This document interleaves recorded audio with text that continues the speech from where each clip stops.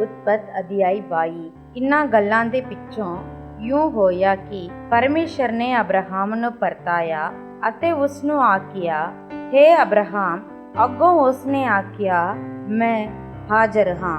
ਤਾਂ ਉਸਨੇ ਆਖਿਆ, ਹੁਣ ਤੂੰ ਆਪਣੇ ਪੁੱਤਰ ਨੂੰ, ਹਾਂ ਆਪਣੇ ਇਕਲੌਤੇ ਨੂੰ, ਜਿਸ ਨੂੰ ਤੂੰ ਪਿਆਰ ਕਰਦਾ ਹੈ, ਅਰਥਾਤ ਇਸਹਾਕ ਨੂੰ ਲੈ ਕੇ ਮੋਰੀਆ ਦੀ ਧਰਤੀ ਨੂੰ ਜਾ ਅਤੇ ਪਹਾੜਾਂ ਵਿੱਚੋਂ ਇੱਕ ਉੱਤੇ, ਜਿਹੜਾ ਮੈਂ ਤੈਨੂੰ ਦੱਸਾਂਗਾ, ਉਸ ਨੂੰ ਹੋਮ ਦੀ ਬਲੀ ਕਰਕੇ ਚੜਾ।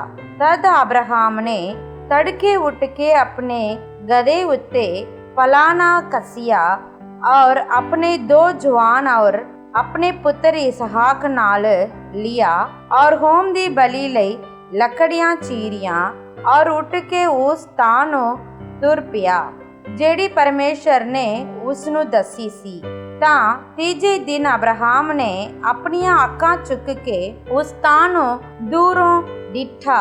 ਤਾਂ ਅਬਰਾਹਮ ਨੇ ਆਪਣੇ ਜਵਾਨਾਂ ਨੂੰ ਆਖਿਆ, ਤੁਸੀਂ ਇੱਥੇ ਗਧੇ ਦੇ ਕੋਲ ਬੈਠੇ ਰਹੋ, ਮੈਂ ਔਰ ਇਹ ਮੁੰਡਾ ਥੋੜੀ ਦੂਰ ਅੱਗੇ ਜਾਵਾਂਗੇ ਅਤੇ ਮੱਥਾ ਟੇਕ ਕੇ ਤੁਹਾਡੇ ਕੋਲ ਮੁੜ ਆਵਾਂਗੇ। ਅਬਰਾਹਮ ਨੇ ਹੋਮ ਦੀ ਬਲੀ ਦੀਆਂ ਲੱਕੜੀਆਂ ਲੈ ਕੇ ਆਪਣੇ ਪੁੱਤਰ ਇਸਹਾਕ ਨੂੰ ਚੁਕਾ ਦਿੱਤੀਆਂ ਅਤੇ ਆਪਣੇ ਹੱਥ ਵਿੱਚ ਅਗਨੀ ਔਰ ਚੂਰੀ ਫੜ ਲਈ ਔਰ ਦੋਵੇਂ ਇਕੱਠੇ ਤੁਰੇ ਗਏ। ਤਾਂ ਇਸਹਾਕ ਨੇ ਆਪਣੇ ਪਿਤਾ ਅਬਰਾਹਮ ਨੂੰ ਆਖਿਆ, ਪਿਤਾ ਜੀ। ਉਸ ਆਖਿਆ, ਪੁੱਤਰ ਕੀ ਗੱਲ ਹੈ? ਉਸ ਆਖਿਆ, ਵੇਖ, ਅਗਨੀ ਔਰ ਲੱਕੜੀਆਂ ਤਾਂ ਹਨ, ਪਰ ਹੋਮ ਬਲੀ ਲਈ ਲੇਲਾ ਕਿੱਥੇ ਹੈ? ਅਬਰਾਹਮ ਨੇ ਆਖਿਆ, ਹੇ ਮੇਰੇ ਪੁੱਤਰ, ਪਰਮੇਸ਼ਰ ਹੋਮ ਬਲੀ ਲਈ ਲੇਲਾ ਆਪ ਹੀ ਦੇਊਗਾ। ਤਾਂ ਉਹ ਦੋਵੇਂ ਇਕੱਠੇ ਤੁਰੇ ਗਏ। ਉਹ ਉਸ ਥਾਂ ਉੱਤੇ ਜਾ ਪਹੁੰਚੇ ਜਿਹੜੀ ਪਰਮੇਸ਼ਰ ਨੇ ਉਹਨੂੰ ਦੱਸੀ ਸੀ। ਉੱਤੇ ਅਬਰਾਹਮ ਨੇ ਇੱਕ ਜਗਵੇਦੀ ਬਣਾਈ ਔਰ ਉਸ ਉੱਤੇ ਲੱਕੜੀਆਂ ਚੁਣ ਦਿੱਤੀਆਂ ਔਰ ਆਪਣੇ ਪੁੱਤਰ ਇਸਹਾਕ ਨੂੰ ਬੰਨ ਕੇ ਜਗਵੇਦੀ ਪੁਰ ਲੱਕੜੀਆਂ ਉੱਤੇ ਰੱਖ ਦਿੱਤਾ। ਤਾਂ ਜਿਵੇਂ ਹੀ ਅਬਰਾਹਮ ਨੇ ਆਪਣਾ ਹੱਥ ਕੱਢ ਕੇ ਚੂਰੀ ਫੜੀ ਕਿ ਆਪਣੇ ਪੁੱਤਰ ਨੂੰ ਕੋਹੇ, ਤਾਂ ਯਹੋਵਾ ਦੇ ਦੂਤ ਨੇ ਉਹਨੂੰ ਆਕਾਸ਼ ਤੋਂ ਪੁਕਾਰਿਆ, ਅਬਰਾਹਮ, ਅਬਰਾਹਮ। ਉਸ ਉੱਤਰ ਦਿੱਤਾ, ਮੈਂ ਹਾਜ਼ਰ ਹਾਂ। ਉਸ ਆਖਿਆ, ਤੂੰ ਇਸ ਮੁੰਡੇ ਨੂੰ ਹੱਥ ਨਾ ਲਾ ਅਤੇ ਨਾ ਹੀ ਉਸ ਨਾਲ ਕੁਝ ਕਰ। ਹੁਣ ਮੈਂ ਜਾਣ ਗਿਆ ਹਾਂ ਕਿ ਤੂੰ ਪਰਮੇਸ਼ਰ ਤੋਂ ਪੈ ਖਾਂਦਾ ਹੈ, ਕਿਉਂ ਜੋ ਤੇ ਆਪਣੇ ਪੁੱਤਰ, ਹਾਂ ਆਪਣੇ ਇਕਲੌਤੇ ਪੁੱਤਰ ਦਾ ਵੀ ਮੈਥੋਂ ਸਰਫਾ ਨਹੀਂ ਕੀਤਾ। ਤਦ ਅਬਰਾਹਮ ਨੇ ਆਪਣੀਆਂ ਅੱਖਾਂ ਚੁੱਕ ਕੇ ਡਿੱਠਾ, ਤਾਂ ਵੇਖੋ, ਉਹਦੇ ਪਿੱਛੇ ਇੱਕ ਚਤਰਾ ਸੀ ਜਿਹਦੇ ਸਿੰਗ ਇੱਕ ਝਾੜੀ ਵਿੱਚ ਫਸੇ ਹੋਏ ਸਨ। ਤਾਂ ਅਬਰਾਹਮ ਗਿਆ ਔਰ ਚਤਰੇ ਨੂੰ ਫੜ ਕੇ ਲੈ ਆਂਦਾ ਔਰ ਉਸ ਨੂੰ ਆਪਣੇ ਪੁੱਤਰ ਦੀ ਥਾਂ ਹੋਮ ਦੀ ਬਲੀ ਚੜਾਇਆ। ਤਾਂ ਅਬਰਾਹਮ ਨੇ ਉਸ ਥਾਂ ਦਾ ਨਾਮ ਯਹੋਵਾ ਈਰ ਰੱਖਿਆ, ਜਿਹੜਾ ਅਜ ਤੱਕ ਆਖੀਦਾ ਹੈ ਕਿ ਯਹੋਵਾ ਦੇ ਪਰਬਤ ਉੱਤੇ ਦਿੱਤਾ ਜਾਵੇਗਾ। ਫਿਰ ਯਹੋਵਾ ਦੇ ਦੂਤ ਨੇ ਆਕਾਸ਼ੋਂ ਅਬਰਾਹਮ ਨੂੰ ਦੂਜੀ ਵਾਰ ਦੱਸਿਆ ਅਤੇ ਆਖਿਆ, ਮੈਂ ਆਪ ਆਪਣੀ ਸਹੁੰ ਖਾਦੀ ਹੈ, ਯਹੋਵਾ ਦਾ ਵਾਕ ਹੈ, ਕਿਉਂ ਜੋ ਤੈਂ ਇਹ ਕੰਮ ਕੀਤਾ ਅਤੇ ਆਪਣੇ ਪੁੱਤਰ ਸਗੋਂ ਆਪਣੇ ਇਕਲੌਤੇ ਦਾ ਵੀ ਸਰਫਾ ਨਹੀਂ ਕੀਤਾ, ਸੋ ਮੈਂ ਤੈਨੂੰ ਬਰਕਤਾਂ ਤੇ ਬਰਕਤਾਂ ਦਿਆਂਗਾ ਅਤੇ ਮੈਂ ਤੇਰੀ ਅੰਸ਼ ਨੂੰ ਆਕਾਸ਼ ਦੇ ਤਾਰਿਆਂ ਜਿੰਨੀ ਔਰ ਸਮੁੰਦਰ ਦੇ ਕੰਢੇ ਦੀ ਰੇਤ ਵਾਂਗੂ ਅੱਤ ਵਧਾਵਾਂਗਾ ਔਰ ਤੇਰੀ ਅੰਸ਼ ਆਪਣੀ ਬੇਰੀਆਂ ਦੇ ਫਾਟਕ ਉੱਤੇ ਕਬਜ਼ਾ ਕਰੇਗੀ ਅਤੇ ਤੇਰੀ ਅੰਸ਼ ਵਿੱਚ ਧਰਤੀ ਦੀਆਂ ਸਾਰੀਆਂ ਕੌਮਾਂ ਬਰਕਤਾਂ ਪਾਉਣਗੀਆਂ, ਕਿਉਂ ਜੋ ਤੇ ਮੇਰੇ ਬੋਲ ਨੂੰ ਸੁਣਿਆ ਹੈ। ਤਾਂ ਅਬਰਾਹਮ ਆਪਣੇ ਜਵਾਨਾਂ ਕੋਲ ਮੁੜ ਆਇਆ ਅਤੇ ਉਹ ਉੱਠ ਕੇ ਬੇਰਸਬਾ ਨੂੰ ਇਕੱਠੇ ਚਲੇ ਆਏ ਔਰ ਅਬਰਾਹਮ ਬੇਰਸਬਾ ਵਿੱਚ ਆ ਟਿਕਿਆ। ਇਨ੍ਹਾਂ ਗੱਲਾਂ ਦੇ ਪਿੱਛੋਂ ਯੂੰ ਹੋਇਆ ਕਿ ਅਬਰਾਹਮ ਨੂੰ ਦੱਸਿਆ ਗਿਆ ਕਿ ਵੇਖ, ਮਿਲਕਾ ਵੀ ਤੇਰੇ ਭਰਾ ਨਾਹੋਰ ਲਈ ਪੁੱਤਰ ਨੂੰ ਜਨੀ ਹੈ, ਅਰਥਾਤ ਉਸ ਉਹਦਾ ਪਲੋਟੀ ਦਾ ਅਤੇ ਉਸ ਦਾ ਭਰਾ ਬੂਜ਼ ਅਤੇ ਕਾਮੂਏਲ ਆਰਾਮ ਦਾ ਪਿਤਾ ਅਤੇ ਹਸਦ ਔਰ ਹਜ਼ੋ ਔਰ ਬਿਲਦਾਸ ਔਰ ਇਦਲਾਫ ਔਰ बथुएल और बथुएल दे रेबका जम्मी। ये 8 मिलका अब्राहम दे भरा नाहोर तो जनी अते ओदी तरेल जिसदा नाव रूमा सी वो भी दबा और गहम और दहस और माकानो जनी। न्यायां दी पोथी अध्याय 15। पर कुछ चिर पिछों कनक दियां वाड़ियां दे समय यूं होया जो समसून एक पटोरा लेके अपनी तीवी नु मिलन गया अते आखिया मैं अपनी वहुटी कोल कोटड़ियां विच जावां। पर ओदे सोरे ने ओनु अंदर ना जान दिता अते ओदे सोरे ने आखिया मैं सचमुच जानिया जो तैं ओदे नाल डाडा वैर कीता सी, इसलिए ओ मैं तेरे मित्र नु दे दिती। भला उस दी निक्की भैन उस नालों सोनी नहीं, सो ओदे तां इनो ले ले। समसून ने ओनु आखिया इस वेले फलिस्तियां दे सन्मुख मैं निर्दोष ठहरांगा, जिस वेले मैं उन्हां नाल बुरियाई करांगा। अते समसून ने 300 लुंबड़ियां नु जा फड़िया अते दो दी पूछ नाल पूछ अड़ाई अते दोहां पूछां विच मसाला बन्निया तां मसाला बाल के फलिस्तियां दियां कलोतियां पैलियां विच लुंबड़ियां छड़ दित्तियां। सो ओने पूलियां तो लेके पक्कियां पैलियां तिक अते कहुआं दे बाग भी साड़ दिते। तद फलिस्तियां ने आखिया ये किसने कीता है? वो बोले तिम्नाती दे जवाई समसून ने, इसलिए जो उसने ओदी वहुटी खो के ओदे मित्र नु दे दिती। तद फिलिस्ती चढ़ आए अते उस तीवी नु और उस दे प्यो नु अग नाल फूक सुटिया। समसून ने उन्हां नु आखिया जे तुसी एहो जिहा वर्तावा करो तां मैं जरूर तुहार तो बट्टा लवांगा तां शांत करांगा। फिर ओने उन्हां नु दबा के वड्डी वाड़ कीती अते उतों लह के एठाम पत्थर दी एक गुफा विच जा रिहा तां फिलिस्ती चढ़े अते यहूदा दे देश विचकार तंब लाए अते लही विच किंड गए। अते यहूदा दियां लोकां ने उन्हां नु आखिया तुसी काहनों साडे उते चढ़ आए हो? उन्हां आखिया असी समसून बनन आए हां कि जही ओने साडे नाल कीती तिही असी ओदे नाल करिए। तद यहूदा दे 3000 जवानां ने एटाम पत्थर दी उस गुफा उत्ते जाके समसून नु आखिया तेनों खबर नहीं जो साडे उत्ते फिलिस्ती राज करदे हन, सो तू साडे नाल ये की कीती? ओने उन्हां नु आखिया जेही उन्हां ने मेरे नाल कीती तेही मैं उन्हां नाल कीती। अते उन्हां ने ओनु आखिया असी इसलिए आए हां जो तेन बन के फलिस्तियां दे हथ सौंप देवीए। तां समसून ने उन्हां नु आखिया मेरे नाल सो खाओ भाई असी आप तेरे उत्ते हला ना करांगे। तां उन्हां ने उन्हां नु उत्तर दे के आखिया नहीं, पर असी तेनु कुट के बनांगे अते उन्हां दे हथ तेनु सौंप देवांगे, पर तेनु मुल्लों जानो ना मारांगे। फिर उन्हां ने ओनु 2 नवियां रस्सियां नाल कड़ियां अते पहाड़ उत्ते ओनु ला लियाए। जद ओ लही विच अपड़ियां तां फिलिस्ती हाका मार के ओनु मिले। उस वेले यहोवा दा आत्मा डाडे जोर नाल ओदे उत्ते आया अते ओ रस्से जिन्हां नाल ओदियां बाहां बन्नियां सन अजहे हो गए जेहे अग नाल सड़े होए सन अते ओदे हत्थां दे बंधन खुल गए। उस वेले ओनु एक खोते दे जबाड़े दी नवी हड्डी लब पई अते अपना हथ लम्मा करके उस नु फड़ लिया अते उस नाल 1000 मनुख मार सुट्टे।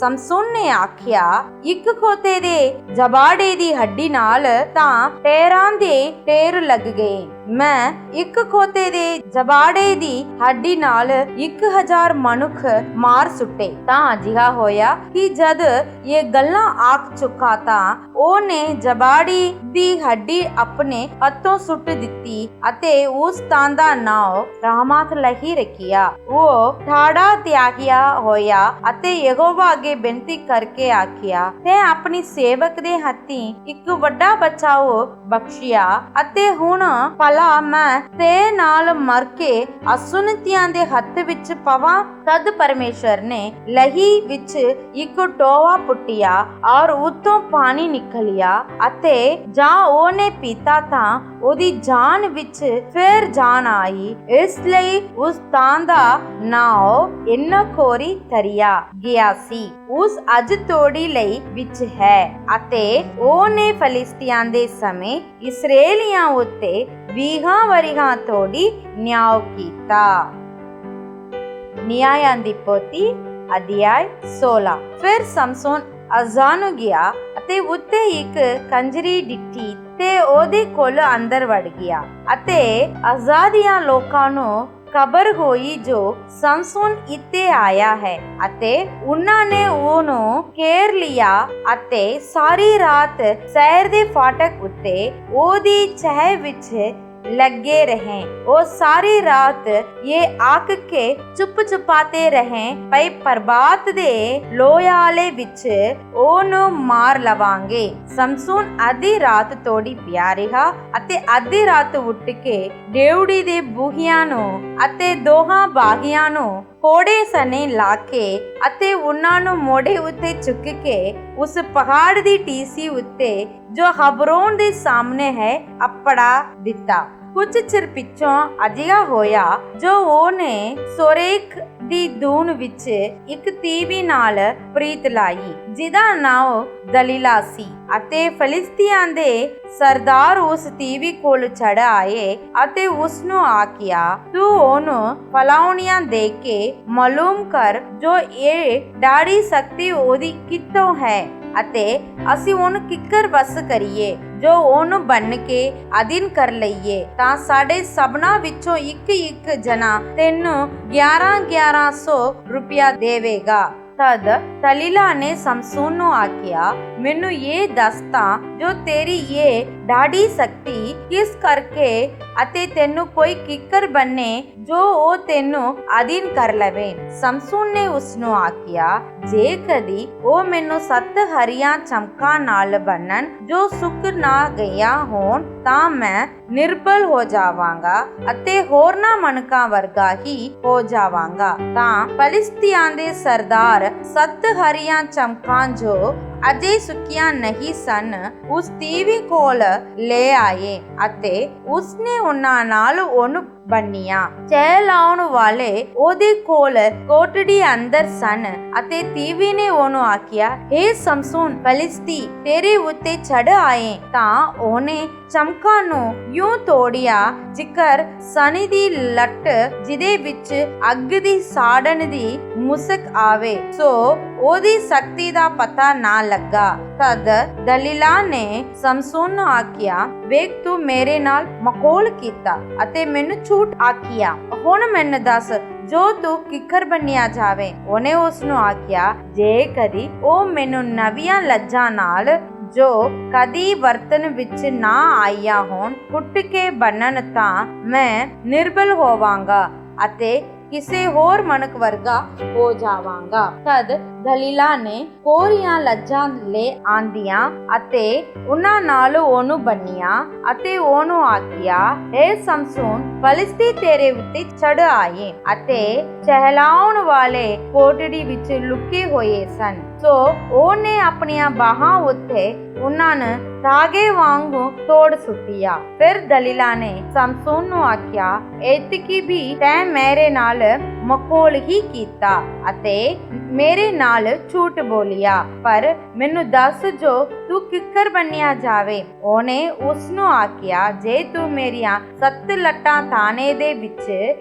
ਊਣ ਦੇਵੇਂ ਤਾਂ। ਤਦ ਉਸਨੇ ਕਿੱਲੀ ਨਾਲ ਉਹਨੂੰ ਕੱਸ ਕੇ ਆਖਿਆ, ਹੇ ਸਮਸੋਨ, ਫਲਿਸਤੀ ਤੇਰੇ ਉੱਤੇ ਚੜ ਆਏ। ਤਾਂ ਉਹਨੇ ਨੀਂਦਰ ਤੋਂ ਜਾਗ ਕੇ ਕਿੱਲੀ ਨੂੰ ਥਾਣੇ ਸਣੇ ਪੁੱਟ ਸੁੱਟਿਆ। ਤਦ ਉਸਨੇ ਉਹਨੂੰ ਆਖਿਆ, ਕਿਸ ਤਰ੍ਹਾਂ ਤੂੰ ਆਖਦਾ ਹੈ ਜੋ ਮੇਰੇ ਤੇਰੇ ਨਾਲ ਪਿਆਰ ਹੈ, ਭਾਵੇਂ ਤੇਰਾ ਮਨ ਮੇਰੇ ਨਾਲ ਨਹੀਂ ਲੱਗਾ। ਤੈਂ ਇਹ 3 ਵਾਰ ਮੇਰੇ ਨਾਲ ਮਖੌਲ ਕੀਤਾ ਅਤੇ ਮੈਨੂੰ ਨਾ ਦੱਸਿਆ, ਸੋ ਤੇਰਾ ਜ਼ੋਰ ਕਿਹਦੇ ਵਿੱਚ ਹੈ। ਅਤੇ ਅਜਿਹਾ ਹੋਇਆ ਕਿ ਜਦ ਉਸਨੇ ਗੱਲਾਂ ਨਾਲ ਦਿਨੋਂ ਦਿਨ ਉਹਨੂੰ ਔਖਾ ਦਿੱਤਾ ਅਤੇ ਵੱਡਾ ਹੱਟ ਬੰਨਿਆ ਅਜਿਹਾ ਜੋ ਉਹਦੇ ਪ੍ਰਾਣ ਮੌਤ ਮੰਗਦੇ ਸਨ, ਤਦ ਉਹਨੇ ਆਪਣੇ ਸਾਰੇ ਮਨ ਦੀ ਉਸ ਨੂੰ ਆਖ ਦਿੱਤੀ ਅਤੇ ਉਸ ਨੂੰ ਦੱਸਿਆ, ਭਈ ਮੇਰੇ ਸਿਰ ਉੱਤੇ ਉਸ ਤਰ੍ਹਾਂ ਨਹੀਂ ਫਿਰਿਆ। ਇਸ ਕਰਕੇ ਜੋ ਮੈਂ ਆਪਣੇ ਮਾਂ ਦੇ ਢਿੱਡ ਤੋਂ ਹੀ ਪਰਮੇਸ਼ਰ ਲਈ ਨਿਆਰਾ ਕੀਤਾ ਗਿਆ ਹਾਂ, ਸੋ ਜੇ ਕਦੀ ਮੇਰਾ ਸਿਰ ਮੁੰਨਿਆ ਜਾਵੇ ਤਾਂ ਮੇਰਾ ਜ਼ੋਰ ਮੈਥੋਂ ਜਾਂਦਾ ਰਹੇਗਾ ਅਤੇ ਮੈਂ ਨਿਰਬਲ ਹੋ ਜਾਵਾਂਗਾ ਅਤੇ ਹੋਰਨਾਂ ਮਨਕਾਂ ਵਰਗਾ ਹੋ ਜਾਵਾਂਗਾ। ਜਦ ਦਲੀਲਾ ਨੇ ਵੇਖਿਆ ਜੋ ਹੁਣ ਉਹਨੇ ਆਪਣੇ ਮਨ ਦਾ ਸਾਰਾ ਭੇਤ ਖੋਲ ਦਿੱਤਾ ਹੈ, ਤਾਂ ਉਸਨੇ ਫਲਿਸਤੀਆਂ ਦੇ ਸਰਦਾਰਾਂ ਨੂੰ ਆਖ ਕੱਲਿਆ, ਜੋ ਐਤਕੀ ਦੀ ਵਾਰੀ ਚੜ ਆਓ, ਕਿਉਂਕਿ ਜੋ ਕੁਝ ਉਹਦੇ ਮਨ ਵਿੱਚ ਸੀ ਸਭ ਉਹਨੇ ਮੇਰੇ ਅੱਗੇ ਪ੍ਰਗਟ ਕੀਤਾ ਹੈ। ਸੋ ਫਲਿਸਤੀਆਂ ਦੇ ਸਰਦਾਰ ਉਹਦੇ ਕੋਲ ਆਏ ਅਤੇ ਰੋਕੜ ਆਪਣੇ ਹੱਥ ਵਿੱਚ ਲੈ ਆਏ, ਤਾਂ ਉਸਨੇ ਆਪਣੀਆਂ ਗੋੜੀਆਂ ਉੱਤੇ ਉਹਨੂੰ ਸੁਲਾ ਛੱਡਿਆ ਅਤੇ ਇੱਕ ਮਨੁੱਖ ਸੱਦ ਕੇ 7 ਲੱਟਾਂ ਜੋ ਉਸਦੇ ਸਿਰ ਉੱਤੇ ਸਨ ਮੁਨਾ ਸੁੱਟੀਆਂ ਅਤੇ ਉਹਨੂੰ ਛੇੜਨ ਲੱਗੀ ਅਤੇ ਉਹਦਾ ਜ਼ੋਰ ਉਸ ਕੋਲੋਂ ਜਾਂਦਾ ਰਿਹਾ। ਤਾਂ ਉਹ ਬੋਲੀ, ਹੇ ਸਮਸੋਨ, ਫਲਿਸਤੀ ਤੇਰੇ ਉੱਤੇ ਚੜ ਆਏ ਹਨ। ਉਹ ਨੀਂਦਰ ਤੋਂ ਜਾਗਿਆ ਔਰ ਉਹਨੇ ਆਖਿਆ, ਅੱਗੇ ਵਾਂਗੂ ਮੈਂ ਬਾਹਰ ਨਿਕਲ ਕੇ ਆਪਣੇ ਆਪ ਨੂੰ ਅਕੜਾਵਾਂਗਾ। ਪਰ ਉਹਨੂੰ ਖਬਰ ਨਹੀਂ ਸੀ ਜੋ ਯਹੋਵਾ ਉਸ ਕੋਲੋਂ ਅੱਡ ਹੋ ਗਿਆ ਹੈ। ਤਦ ਫਲਿਸਤੀਆਂ ਨੇ ਉਹਨੂੰ ਫੜਿਆ ਅਤੇ ਉਹਦੀਆਂ ਅੱਖੀਆਂ ਕੱਢ ਸੁੱਟੀਆਂ ਅਤੇ ਉਹਨੂੰ ਅਜਾਬ ਵਿੱਚ ਲਾ ਲਿਆਏ ਅਤੇ ਪਿੱਤਲ ਦੀ ਬੇੜੀ ਨਾਲ ਉਹਨੂੰ ਬੰਨਿਆ ਅਤੇ ਉਹ ਕੈਦਖਾਨੇ ਵਿੱਚ ਚੱਕੀ ਜਾਂਦਾ ਹੁੰਦਾ ਸੀ। ਗੱਲ ਕਾਦੀ ਉਹਦੇ ਸਿਰ ਮੁਨਾਉਣ ਦੇ ਪਿੱਛੋਂ ਫਿਰ ਉਹਦੇ ਵਾਲ ਉੱਗਣ ਲੱਗੇ ਅਤੇ ਫਲਿਸਤੀਆਂ ਦੇ ਸਰਦਾਰ ਇਕੱਠੇ ਹੋਏ ਜੋ ਆਪਣੇ ਦੇਵਤੇ ਦਾਗੋਨ ਦੇ ਅੱਗੇ ਵੱਡੀਆਂ ਭੇਟਾਂ ਚੜਾਉਣ ਅਤੇ ਆਨੰਦ ਕਰਨ, ਕਿਉਂ ਜੋ ਉਹਨਾਂ ਨੇ ਆਖਿਆ, ਭਈ ਸਾਡੇ ਦੇਵਤੇ ਨੇ ਸਾਡੇ ਵੈਰੀ ਸਮਸੋਨ ਨੂੰ ਸਾਡੇ ਹੱਥ ਸੌਂਪ ਦਿੱਤਾ ਹੈ। ਜਦ ਲੋਕਾਂ ਨੇ ਉਹਨੂੰ ਦਿੱਤਾ ਤਾਂ ਆਪਣੇ ਦੇਵਤੇ ਦੀ ਉਸਤਤ ਕਰਕੇ ਬੋਲੇ, ਜੋ ਸਾਡੇ ਦੇਵਤੇ ਨੇ ਸਾਡੇ ਵੈਰੀ ਨੂੰ, ਜਿਨੇ ਸਾਡਾ ਦੇਸ਼ ਉਜਾੜ ਕਰ ਦਿੱਤਾ ਸੀ ਅਤੇ ਸਾਡੇ ਵਿੱਚ ਢੇਰ ਸਾਰਿਆਂ ਦਾ ਨਾਸ ਕਰ ਸੁੱਟਿਆ ਸੀ, ਸਾਡੇ ਹੱਥ ਸੌਂਪ ਦਿੱਤਾ ਹੈ। ਤਾਂ ਅਜਿਹਾ ਹੋਇਆ ਕਿ ਜਦ ਉਹਨਾਂ ਦੇ ਜੀ ਆਨੰਦ ਸਨ ਤਾਂ ਉਹਨਾਂ ਆਖਿਆ, ਸਮਸੋਨ ਨੂੰ ਸੱਦੋ ਜੋ ਅੱਗੇ ਸਾਡੇ ਅੱਗੇ ਕੇਲ ਕਰੇ। ਸੋ ਉਹਨਾਂ ਨੇ ਸਮਸੋਨ ਨੂੰ ਕੈਦਖਾਨੇ ਵਿੱਚੋਂ ਸਦਵਾਇਆ ਅਤੇ ਉਹਨੇ ਉਹਨਾਂ ਦੇ ਅੱਗੇ ਕੇਲ ਕੀਤਾ ਅਤੇ ਉਹਨਾਂ ਨੇ 2 ਹੰਮਾਂ ਦੇ ਵਿਚਕਾਰ ਉਹਨੂੰ ਕਲਿਆਰਿਆ। ਤਦ ਸਮਸੋਨ ਨੇ ਉਸ ਮੁੰਡੇ ਨੂੰ ਜਿਨੇ ਉਹਦਾ ਹੱਥ ਫੜਿਆ ਹੋਇਆ ਸੀ ਆਖਿਆ, ਜਿਨ੍ਹਾਂ ਉੱਤੇ ਇਹ ਘਰ ਟਿਕਿਆ ਹੋਇਆ ਹੈ, ਉਹਨਾਂ ਹੰਮਾਂ ਨੂੰ ਤੂੰ ਮੈਨੂੰ ਹੱਥ ਪਾ ਲੈਣ ਦੇ ਜੋ ਮੈਂ ਤਾਸ ਨਾ ਲਾਵਾਂ। ਉਹ ਘਰ ਮਨੁੱਖਾਂ ਅਤੇ ਤੀਵੀਆਂ ਨਾਲ ਭਰਿਆ ਹੋਇਆ ਸੀ ਅਤੇ ਫਲਿਸਤੀਆਂ ਦੇ ਸਾਰੇ ਸਰਦਾਰ ਉੱਤੇ ਸਨ ਅਤੇ 3000 ਇਸਤਰੀਆਂ ਪੁਰਖ ਸੱਤ ਉੱਤੇ ਸਨ, ਜਿਹੜੇ ਸਮਸੋਨ ਨੂੰ ਕੇਲ ਕਰਦਿਆਂ ਵੇਖਦੇ ਪਏ ਸਨ। ਤਦ ਸਮਸੋਨ ਨੇ ਯਹੋਵਾ ਅੱਗੇ ਬੇਨਤੀ ਕਰਕੇ ਆਖਿਆ, ਹੇ ਪ੍ਰਭੂ ਯਹੋਵਾ, ਮੈਂ ਤੇਰੇ ਅੱਗੇ ਤਰਲੇ ਕਰਦਾ ਹਾਂ, ਜੋ ਮੈਨੂੰ ਚੇਤੇ ਕਰ ਅਤੇ ਐਤਕੀ ਦੀ ਵਾਰੀ ਮੈਨੂੰ ਜ਼ੋਰ ਦੇ। ਹੇ ਪਰਮੇਸ਼ਰ, ਜੋ ਫਲਿਸਤੀਆਂ ਤੋਂ ਮੈਂ ਇੱਕ ਵਾਰ ਆਪਣੀਆਂ 2 ਅੱਖਾਂ ਦਾ ਵਟਾ ਲੈ ਲਵਾਂ। ਤਾਂ ਸਮਸੋਨ ਨੇ ਵਿਚਕਾਰ ਲੈ ਦੋਹਾਂ ਧੰਮਾਂ ਨੂੰ ਜਿਨ੍ਹਾਂ ਉੱਤੇ ਉਹ ਕਰ ਟਿਕਿਆ ਹੋਇਆ ਸੀ, ਟਾਸ ਨਾਲ ਲਾ ਕੇ ਇੱਕ ਨੂੰ ਸੱਜੇ ਹੱਥ ਨਾਲ ਅਤੇ ਦੂਜੇ ਨੂੰ ਖੱਬੇ ਹੱਥ ਨਾਲ ਫੜਿਆ। ਸਮਸੁਨ ਬੋਲਿਆ, ਮੇਰੇ ਪ੍ਰਾਣ ਵੀ ਫਿਲਿਸਤੀਆਂ ਦੇ ਨਾਲ ਹੀ ਜਾਣ। ਸੋ ਆਪਣਾ ਸਾਰਾ ਜ਼ੋਰ ਲਾ ਕੇ ਨਿਵੀਆਂ ਅਤੇ ਉਹ ਕਰ ਉਹਨਾਂ ਸਰਦਾਰਾਂ ਅਤੇ ਉਹਨਾਂ ਸਭਨਾਂ ਲੋਕਾਂ ਦੇ ਉੱਤੇ ਜੋ ਉਹਦੇ ਵਿੱਚ ਸਨ ਡਿੱਗ ਪਿਆ। ਸੋ ਉਹਦੇ ਮੁਰਦੇ ਜਿਨ੍ਹਾਂ ਨੂੰ ਉਹਨੇ ਆਪਣੇ ਮਰਨ ਦੇ ਵੇਲੇ ਮਾਰਿਆ, ਉਹਨਾਂ ਨਾਲੋਂ ਜਿਨ੍ਹਾਂ ਨੂੰ ਆਪਣੇ ਜੀਵਦਿਆਂ ਵੱਢਿਆ ਸੀ ਵਧਿਕ ਸਨ। ਤਦ ਉਹਦੇ ਭਰਾ ਅਤੇ ਉਹਦੇ ਪਿਤਾ ਦਾ ਸਾਰਾ ਟੱਬਰ ਉਧਰ ਆਇਆ ਅਤੇ ਉਹਨੂੰ ਚੁੱਕ ਕੇ ਲੈ ਗਏ ਅਤੇ ਸਾਰਾ ਅਤੇ ਅਸਤਾਉਲ ਦੇ ਵਿਚਕਾਰ ਉਹਦੇ ਪਿਤਾ ਮਨੋਵਾ ਦੇ ਮਕਬਰੇ ਵਿੱਚ ਉਹਨੂੰ ਦੱਬਿਆ। ਉਹਨੇ 20 ਵਰਿਆਂ ਤੋੜੀ ਇਸਰਾਏਲ ਦਾ ਨਿਆਂ ਕੀਤਾ।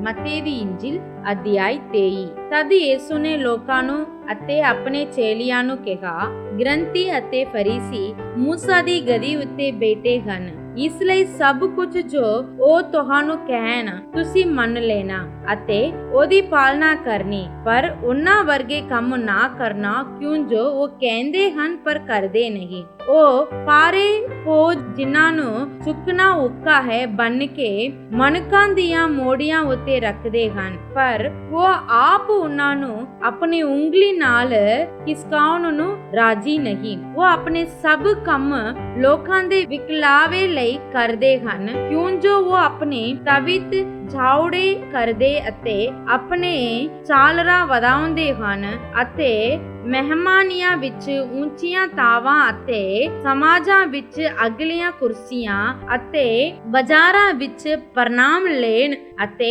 ਮਨਕਾਂ ਕੋਲ ਸਵਾਮੀ ਜੀ ਕਹਾਉਣ ਦੇ ਭੁੱਖੇ ਹਨ। ਪਰ ਤੁਸੀਂ ਸਵਾਮੀ ਨਾ ਕਹਾਓ, ਕਿਉਂ ਜੋ ਤੁਹਾਡਾ ਗੁਰੂ ਇੱਕੋ ਹੈ ਔਰ ਤੁਸੀਂ ਸਭੇ ਭਾਈ ਹੋ। ਧਰਤੀ ਉੱਤੇ ਕਿਸੇ ਨੂੰ ਆਪਣਾ ਪਿਤਾ ਨਾ ਆਖੋ, ਕਿਉਂ ਜੋ ਤੁਹਾਡਾ ਪਿਤਾ ਇੱਕੋ ਹੈ ਜਿਹੜਾ ਆਕਾਸ਼ ਉੱਤੇ ਹੈ।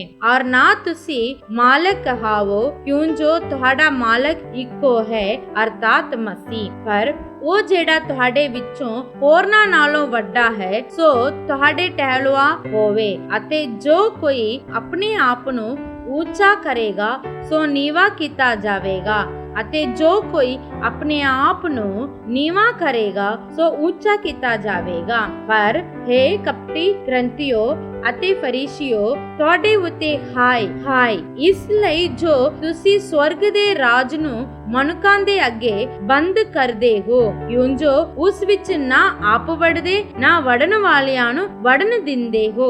ਇਹ ਕਪਟੀ ਗ੍ਰੰਥੀਓ ਅਤੇ ਫਰੀਸੀ, ਤੁਹਾਡੇ ਉੱਤੇ ਹਾਏ ਹਾਏ, ਕਿਉਂ ਜੋ ਤੁਸੀਂ ਇੱਕ ਮਨੁੱਖ ਨੂੰ ਆਪਣੇ ਪੰਥ ਵਿੱਚ ਰਲਾਉਣ ਲਈ ਜਲ ਤਲ ਕਹਾਉਂਦੇ ਹੋ ਅਤੇ ਜਾਂ ਉਹ ਆ ਚੁੱਕਿਆ ਤਾਂ ਤੁਸੀਂ ਉਹਨੂੰ ਆਪਣੇ ਨਾਲੋਂ ਦੂਣਾ ਨਰਕ ਦਾ ਪੁੱਤਰ ਬਣਾਉਂਦੇ ਹੋ। ਹੇ ਅੰਨੇ ਆਗੋ, ਤੁਹਾਡੇ ਉੱਤੇ ਹਾਏ ਹਾਏ, ਜਿਹੜੇ ਆਖਦੇ ਹੋ ਭਈ ਜੇ ਕੋਈ ਹੇਕਲ ਦੀ ਸੌ ਖਾਵੇ ਤਾਂ ਕੁਝ ਗੱਲ ਨਹੀਂ, ਪਰ ਜੇ ਕੋਈ ਹੇਕਲ ਦੇ ਸੋਨੇ ਦੀ ਗੱਲ ਖਾਵੇ ਉਹ ਪੂਰੀ ਕਰਨੀ ਪਊ। ਹੈ ਮੂਰਖੋ ਅਤੇ ਅੰਨਿਓ, ਕਿਹੜਾ ਵੱਡਾ ਹੈ, ਸੋਨਾ ਜਾਂ ਹੇਕਲ ਜਿਨੇ ਸੋਨੇ ਨੂੰ ਪਵਿੱਤਰ ਕੀਤਾ ਹੈ? ਅਤੇ ਇਹ ਆਖਦੇ ਹੋ ਭਈ ਜੋ ਕੋਈ ਜਗਵੇਦੀ ਦੀ ਸੌ ਖਾਵੇ ਤਾਂ ਕੁਝ ਗੱਲ ਨਹੀਂ, ਪਰ ਜਿਹੜੀ ਪੈਂਟ ਉਸ ਉੱਤੇ ਹੈ ਜੇ ਉਹਦੀ ਸੌ ਖਾਵੇ ਤਾਂ ਉਹਨੂੰ ਪੂਰੀ ਕਰਨੀ ਪਊ। ਇਹ ਅੰਨਿਓ, ਕਿਹੜੀ ਵੱਡੀ ਹੈ, ਪੈਂਟ ਜਾਂ ਜਗਵੇਦੀ ਜਿਹੜੀ ਪੈਂਟ ਨੂੰ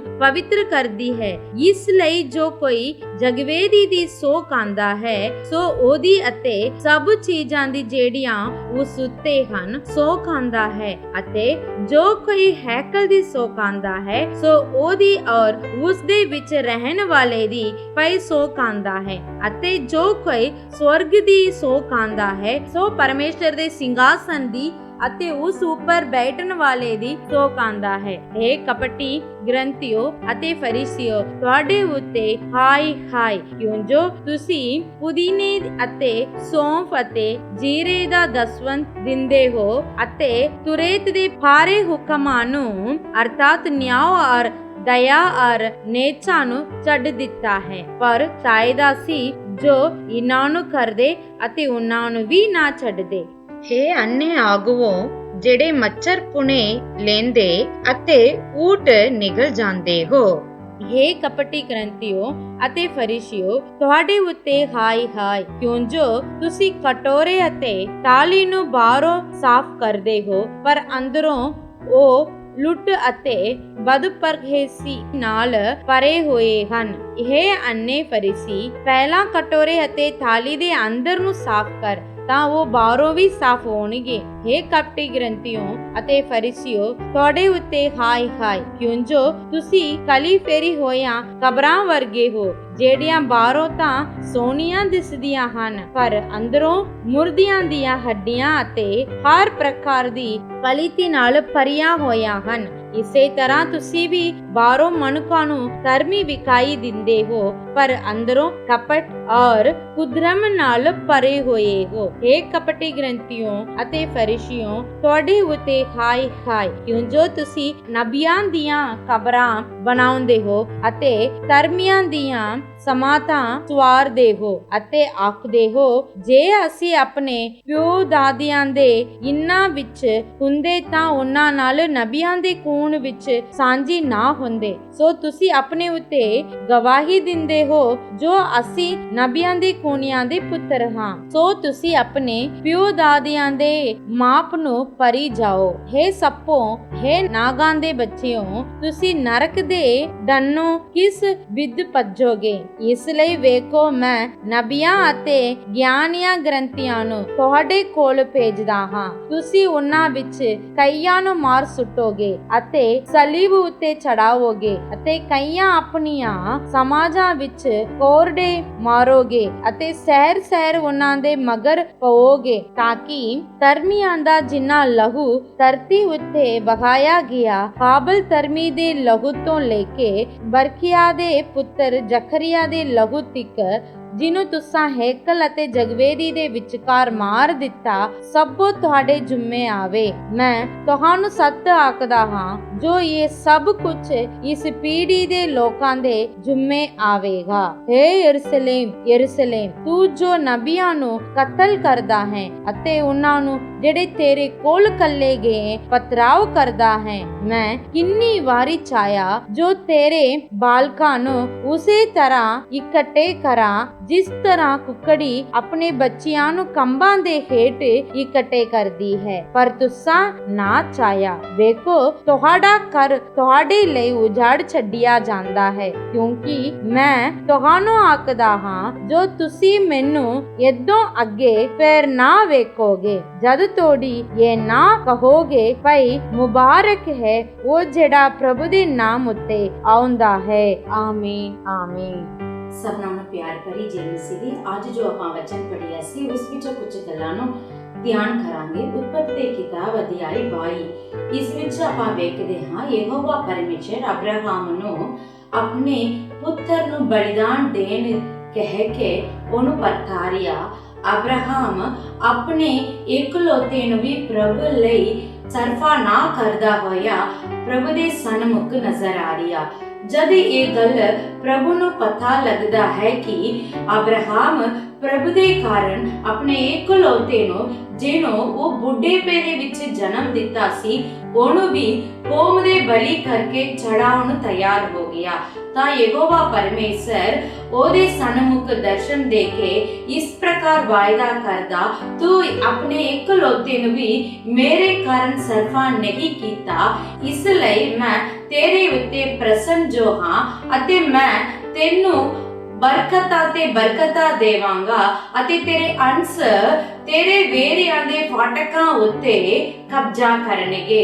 ਇਸ ਪ੍ਰਕਾਰ ਆਸੀਸ ਦੇ ਕੇ ਇਸਹਾਕ ਦੇ ਥਾਂ ਦੇ ਵਿੱਚ ਇੱਕ ਮੇਮਨਾ ਨੂੰ ਪਰਮੇਸ਼ਰ ਦੇ ਕੇ ਉਸ ਨੂੰ ਬਚਾ ਕੇ ਅਬਰਾਹਮ ਦੇ ਗੋਦ ਵਿੱਚ ਦੁਬਾਰਾ ਪਾਉਂਦਾ ਹੋਇਆ ਆਪਾਂ ਵੇਖਦੇ ਹਾਂ।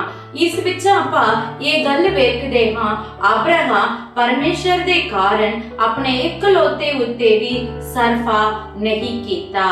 ਇਸੇ ਪ੍ਰਕਾਰ ਵੇਖੀਏ ਨਿਆਂਇਆਂ ਦੀ ਪੋਥੀ ਅਧਿਆਇ 15 ਦੇ ਵਿੱਚ ਸਮਸੋਨ ਉੱਤੇ ਪਰਮੇਸ਼ਰ ਦੀ ਆਤਮਾ ਸਦਾ ਅਗਵਾਈ ਕਰਦਾ ਹੋਇਆ ਵੇਖਦੇ ਹਾਂ।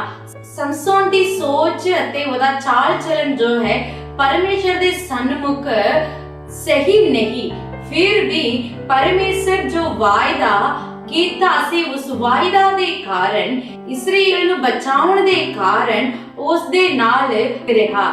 ਜਦ ਫਲਿਸਤੀਆਂ ਯਹੂਦਾ ਕੋਲ ਜਾ ਕੇ ਸਮਸੋਨ ਉਹਨਾਂ ਦੇ ਹੱਥ ਹਵਾਲੇ ਕਰਨ ਵਾਸਤੇ ਕਹਿੰਦੇ, ਯਹੂਦੀ ਸਮਸੋਨ ਨੂੰ ਉਹਦੇ ਹੱਥ ਫੜਵਾਉਣ ਵਾਸਤੇ ਆਉਂਦੇ। ਪ੍ਰਭੂ ਦੇ ਪਿਆਰਿਓ, ਇੱਥੇ ਆਪਾਂ ਵੇਖਦੇ ਹਾਂ ਯਹੂਦੀ ਜਿਸ ਪ੍ਰਕਾਰ ਯਿਸੂ ਮਸੀਹ ਨੂੰ ਉਸ ਰੋਮ ਦੇ ਸਰਕਾਰ ਦੇ ਹਵਾਲੇ ਕਰਕੇ ਉਹਨੂੰ ਸੂਲੀ ਉੱਤੇ ਚੜਾਏ, ਉਸੇ ਤਰ੍ਹਾਂ ਹੀ ਉਰੇ ਵੀ ਕਰਦੇ ਨੇ। ਫਿਰ ਵੀ ਸਮਸੋਨ ਪਰਮੇਸ਼ਰ ਦੀ ਆਤਮਾ ਨਾਲ ਉਹਨਾਂ ਸਾਰੇ ਫਲਿਸਤੀਆਂ ਨੂੰ ਮਾਰ ਦਿੰਦਾ। ਆਖਰੀ ਦੇ ਵਿੱਚ ਉਹ ਤਿਆਹੇ ਵਿੱਚ ਪੈ ਜਾਂਦਾ। ਉਦੋਂ ਜਦ ਉਹ ਦੁਆ ਕਰਦਾ ਪ੍ਰਭੂ ਦੇ ਸਨਮੁਖ, ਉਦੋਂ ਯਹੋਵਾ ਪਰਮੇਸ਼ਰ ਸਮਸੋਨ ਦੇ ਲਈ ਇੱਕ ਖੂਹ ਪੁੱਟਦਾ ਤਾਂ ਕਿ ਉਹਦਾ ਪਿਆਸ ਬੁਝ ਜਾਵੇ ਅਤੇ ਉਹ ਮਰਨ ਤੋਂ ਬਚ ਜਾਵੇ। ਇੰਨਾ ਤੱਕ ਯਹੋਵਾ ਪਰਮੇਸ਼ਰ ਸਮਸੋਨ ਦੀ ਸਹਾਇਤਾ ਕਰਦਾ ਆ ਰਿਹਾ। ਜਦ ਕਿ ਸਮਸੋਨ ਆਪਣੀ ਸਰੀਰਕ ਭੋਗ ਅਭਿਲਾਸ ਤੋਂ ਦੱਬਿਆ ਹੋਇਆ ਰਹਿੰਦਾ, ਫਿਰ ਵੀ ਪਰਮੇਸ਼ਰ ਉਹਦਾ ਸਰਫਾ ਨਹੀਂ ਕੀਤਾ ਅਤੇ ਉਹਦੇ ਅੰਗ ਸੰਗ ਆਪਣੇ ਆਤਮਾ ਨੂੰ ਕੱਲ ਕੇ ਉਹਦਾ ਰਾਖੀ ਕਰਦਾ ਆ ਰਿਹਾ। ਇਸੇ ਪ੍ਰਕਾਰ ਆਪਾਂ ਵੇਖਦੇ ਹਾਂ ਨਿਆਂਇਆਂ ਦੀ ਪੋਥੀ ਅਧਿਆਇ 16 ਦੇ ਵਿੱਚ ਸਮਸੋਨ ਦਲੀਲਾ ਨਾਲ ਪ੍ਰੀਤ ਕਰਦਾ ਅਤੇ ਦਲੀਲਾ ਜੋ ਹੈ ਧੋਖੇਬਾਜ਼ੀ ਕਰਨ ਵਾਲੀ ਹੈ ਅਤੇ ਉਹਦੇ ਪ੍ਰਤੀ ਜਾਣਦੇ ਹੋਏ ਵੀ ਉਹਦੇ ਕੋਲ ਆਪਣਾ ਪਿਆਰ ਦੀ ਸੱਚਾਈ ਨੂੰ ਸਾਬਤ ਕਰਨ ਦੇ ਪਿੱਛੇ ਉਹ ਆਪਣੇ ਉਸ ਭੇਤ ਨੂੰ ਉਹਦੇ ਕੋਲ ਦੱਸ ਦਿੰਦਾ। ਆਖਰੀ ਦੇ ਵਿੱਚ ਉਹ ਫਲਿਸਤੀਆਂ ਦੇ ਹੱਥ ਵਿੱਚ ਪੈ ਜਾਂਦਾ, ਅੰਨਾ ਹੋ ਜਾਂਦਾ ਅਤੇ ਮੌਤ ਦੇ ਵੇਲੇ ਫਲਿਸਤੀਆਂ ਨੂੰ ਆਪ ਮਾਰ ਕੇ ਆਪ ਵੀ ਉਹਨਾਂ ਨਾਲ ਹੀ ਮਰ ਜਾਂਦਾ। ਜਦ ਤੱਕ ਉਹ ਪਰਮੇਸ਼ਰ ਦੇ ਉਸ ਭੇਤ ਨੂੰ ਉਸ ਦਲੀਲਾਂ ਕੋਲ ਨਾ ਖੋਲਿਆ, ਉਦੋਂ ਤੱਕ ਪਰਮੇਸ਼ਰ ਦਾ ਆਤਮਾ ਉਹਦੇ ਅੰਗ ਸੰਗ ਰਹਿੰਦਾ ਹੋਇਆ ਇਸ ਅਧਿਆਇ ਦੇ ਵਿੱਚ ਵੇਖਦੇ ਹਾਂ। ਪਰ ਜਦ ਉਹਨੇ ਆਪਣੇ ਭੇਤ ਨੂੰ ਖੋਲ ਦਿੱਤਾ, ਉਦੋਂ ਹੀ ਉਸ ਯਹੋਵਾ ਦਾ ਆਤਮਾ ਉਸ ਤੋਂ ਦੂਰ ਹੋ ਜਾਂਦਾ। ਪ੍ਰਭੂ ਦੇ ਪਿਆਰਿਓ, ਇਸੇ ਪ੍ਰਕਾਰ ਆਪਾਂ ਵੇਖਦੇ ਹਾਂ ਮੱਤੀ ਦੀ ਇੰਜੀਲ ਅਧਿਆਇ 23 ਦੇ ਵਿੱਚ ਪ੍ਰਭੂ ਯਿਸੂ ਮਸੀਹ ਆਪਣੇ ਨਾਲ ਚੱਲਣ ਵਾਲੇ ਉਹਨਾਂ ਲੋਕਾਂ ਨੂੰ ਅਤੇ ਆਪਣੇ ਚੇਲਿਆਂ ਨੂੰ ਸਿੱਖਿਆ ਦੇ ਰਿਹਾ ਹੈ ਕਿ ਤੁਸੀਂ ਉਹਨਾਂ ਪ੍ਰਧਾਨ ਜਾਜਕਾਂ ਵਾਂਗੂ, ਫਰੀਸੀ ਵਾਂਗੂ, ਗ੍ਰੰਥੀ ਵਾਂਗੂ ਤੁਸੀਂ ਨਾ ਰਹੋ। ਉਹ ਜਿਹੜੀਆਂ ਗੱਲਾਂ ਵਿਵਸਥਾ ਤੋਂ ਸਿਖਾਉਣਗੇ ਉਸ ਨੂੰ ਤੁਸੀਂ ਫੜੋ, ਪਰ ਉਹਨਾਂ ਵਾਂਗੂ ਚਾਲ ਚੱਲਣ ਨਾ ਚੱਲਿਆ ਕਰੋ, ਕਿਉਂਕਿ ਉਹ ਸਿਖਾਉਂਦੇ ਤਾਂ ਜ਼ਰੂਰ ਪਰ ਉਹ ਆਪ ਉਸ ਵਿੱਚ ਕੁਝ ਵੀ ਗੱਲਾਂ ਨੂੰ ਨਹੀਂ ਕਰਦੇ। ਅਤੇ ਪ੍ਰਭੂ ਕਹਿੰਦਾ ਤੁਸੀਂ ਉਹਨਾਂ ਵਾਂਗੂ ਨਾ ਬਣੋ, ਸਗੋਂ ਤੁਸੀਂ ਹਰ ਗੱਲਾਂ ਦੇ ਵਿੱਚ ਜੋ ਤੁਸੀਂ ਸਿੱਖਿਆ ਦਿੰਦੇ ਹੋ, ਸਿੱਖਿਆ ਦੇਣ ਤੋਂ ਪਹਿਲਾਂ ਤੁਸੀਂ ਆਪਣੀ ਜ਼ਿੰਦਗੀ ਦੇ ਵਿੱਚ ਉਸ ਨੂੰ ਅਮਲ ਕਰੋ ਅਤੇ ਉਸ ਵਿਵਸਥਾ ਅਨੁਸਾਰ ਤੁਸੀਂ ਚੱਲੋ ਅਤੇ ਤੁਹਾਡੀ ਚਾਲ ਚੱਲਣ ਉਸ ਵਿਵਸਥਾ ਅਨੁਸਾਰ ਰਹੇ। ਫਿਰ ਤੁਸੀਂ ਮੇਰੇ ਸਨਮੁਖ ਮੇਰੇ ਪਿਆਰੇ ਬਣੋਗੇ। ਅਤੇ ਪ੍ਰਭੂ ਆਖਦਾ ਹੈ ਕਿ ਫਰੀਸੀਆਂ, ਸਦੂਕੀਆਂ, ਗ੍ਰੰਥੀਆਂ ਅਤੇ ਉਹਨਾਂ ਸਾਰੇ ਪ੍ਰਧਾਨ ਜਾਜਕਾਂ ਨੂੰ ਆਖਦਾ ਹੈ ਤੁਸੀਂ ਕਪਟਿਓ ਅਤੇ ਤੁਸੀਂ ਦਿਖਾਵਾ ਲਈ ਕਰਦੇ ਹੋ, ਤੁਸੀਂ ਧਰਮੀ ਦਿਖਾਉਂਦੇ ਹੋ, ਸਗੋਂ ਤੁਸੀਂ ਧਰਮੀ ਨਹੀਂ ਹੋ। ਤੁਸੀਂ ਇਸ ਜਗਤ ਦੇ ਉਹਨਾਂ ਸਾਰੀਆਂ ਧਨ ਦੌਲਤ ਉਤੇ ਖਿਆਲ ਰੱਖਣ ਵਾਲੇ ਹੋ। ਤੁਸੀਂ ਹੇਕਲ ਨੂੰ ਤੁੱਛ ਜਾਣਦੇ ਹੋ, ਪਰ ਹੇਕਲ ਦੀ ਉਸ ਸੋਨੇ ਦੇ ਆਦਰ ਕਰਦੇ ਹੋ। ਤੁਸੀਂ ਜਗਵੇਦੀ ਨੂੰ ਤੁੱਛ ਜਾਣਦੇ ਹੋ, ਪਰ ਉਸ ਜਗਵੇਦੀ ਉਤੇ ਚੜਾਉਣ ਵਾਲੀ ਉਸ ਬਲਿਦਾਨ ਦੇ ਕਦਰ ਕਰਦੇ ਹੋ। ਪ੍ਰਭੂ ਕਹਿੰਦਾ ਕਿ ਤੁਸੀਂ ਇਹਨਾਂ ਗੱਲਾਂ ਉੱਤੇ ਹੀ ਧਿਆਨ ਕਰਦੇ ਹੋਏ ਤੁਸੀਂ ਸਵਰਗ ਵੱਲੋਂ ਪਿਤਾ ਵੱਲੋਂ ਭੇਜੇ ਹੋਏ ਉਹਨਾਂ ਨਬੀਆਂ ਨੂੰ ਕਤਲ ਕਰਦੇ ਹੋ। ਤੁਸੀਂ ਖੂਨੀ ਹੋ ਅਤੇ ਤੁਸੀਂ ਆਪ ਹੀ ਆਪਣੇ ਹੀ ਚਾਲ ਚੱਲਣ ਦੇ ਕਾਰਨ ਤੁਹਾਡੇ ਘਰ ਨੂੰ ਉਜਾੜ ਛੱਡਿਆ ਹੈ। ਹੁਣ ਮੁਬਾਰਕ ਹੈ ਜਿਹੜਾ ਪ੍ਰਭੂ ਦੇ ਨਾਮ ਦੇ ਉੱਤੇ ਆਉਣ ਵਾਲਾ ਹੈ। ਤੁਸੀਂ ਪਰਮੇਸ਼ਰ ਦੇ ਨਾਲ ਜਿਹੜਾ ਤੁਸੀਂ ਸਰਫਾ ਕੀਤਾ ਸੀ ਤਨ ਦੇ ਕਾਰਨ ਅਤੇ ਆਪਣੇ ਸਰੀਰਕ ਭੋਗ ਅਭਿਲਾਸ ਦੇ ਕਾਰਨ ਤੁਸੀਂ ਬਾਹਰੋਂ ਚੰਗੇ ਦਿਖਾਉਂਦੇ ਹੋ ਪਰ ਅੰਦਰੋਂ ਤੁਸੀਂ ਦਲੀਲਾ ਵਾਂਗੂ ਕਪਟੀ ਹੋ। ਤਾਂ ਪ੍ਰਭੂ ਕਹਿੰਦਾ ਮੈਂ ਤੁਹਾਡੇ ਨਾਲ ਕੁਝ ਜੋ ਨਹੀਂ ਹਾਂ। ਤੁਸੀਂ ਆਪਣੇ ਆਪ ਨੂੰ ਕਹਿੰਦੇ ਹੋ ਮੈਂ ਅਬਰਾਹਮ ਦੇ ਬੱਚੇ ਹਾਂ ਪਰ ਤੁਸੀਂ ਅਬਰਾਹਮ ਵਾਂਗੂ ਸਰਫਾ ਨਹੀਂ ਕੀਤੇ ਪਰ ਤੁਸੀਂ ਸਦਾ ਮੇਰੇ ਨਾਲ ਸਰਫਾ ਕਰਦੇ ਰਹਿਣੇ ਹੋ। ਇਹ ਆਖ ਕੇ ਆਪਣੇ ਚੇਲਿਆਂ ਨੂੰ ਅਤੇ ਆਪਣੇ ਪਿੱਛੇ ਚੱਲਣ ਵਾਲੇ ਉਹਨਾਂ ਲੋਕਾਂ ਨੂੰ ਪ੍ਰਭੂ ਯਿਸੂ ਮਸੀਹ ਆਖਦਾ ਹੈ ਕਿ ਤੁਸੀਂ ਇਹਨਾਂ ਵਾਂਗੂ ਨਾ ਬਣੋ ਸਗੋਂ ਤੁਸੀਂ ਟਹਿਲ ਬਣ ਕੇ ਮੇਰੇ ਲੋਕਾਂ ਦੀ ਟਹਿਲ ਸੇਵਾ ਕਰੋ। ਹਾਂ ਪ੍ਰਭੂ ਦੇ ਪਿਆਰਿਓ, ਇਹਨਾਂ ਆਇਤਾਂ ਦੇ ਰਾਹੀਂ ਪ੍ਰਭੂ ਆਪਾਂ ਨੂੰ ਸਿਖਾਉਂਦਾ ਹੈ ਕਦੇ ਵੀ ਪ੍ਰਭੂ ਨਾਲ ਆਪਾਂ ਸਰਪਾ ਨਾ ਕਰੀਏ ਅਤੇ ਪ੍ਰਭੂ ਦੇ ਟਹਿਲ ਸੇਵਾ ਦਿਲ ਦੀ ਅੰਦਰਲੀ ਸਫਾਈ ਨਾਲ ਉਸ ਸੇਵਾ ਨੂੰ ਪੂਰਾ ਕਰੀਏ। ਪ੍ਰਭੂ ਇਹਨਾਂ ਵਚਨਾਂ ਦੇ ਰਾਹੀਂ ਤੁਹਾਨੂੰ ਆਸੀਸ ਦੇਵੇ। ਜੈ ਮਸੀਹ ਦੀ। God bless you.